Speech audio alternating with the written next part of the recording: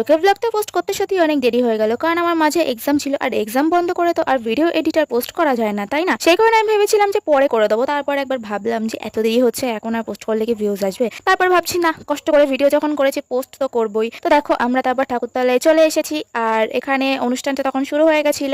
আর চলো তোমাদের সাথে একটা গল্প বলি।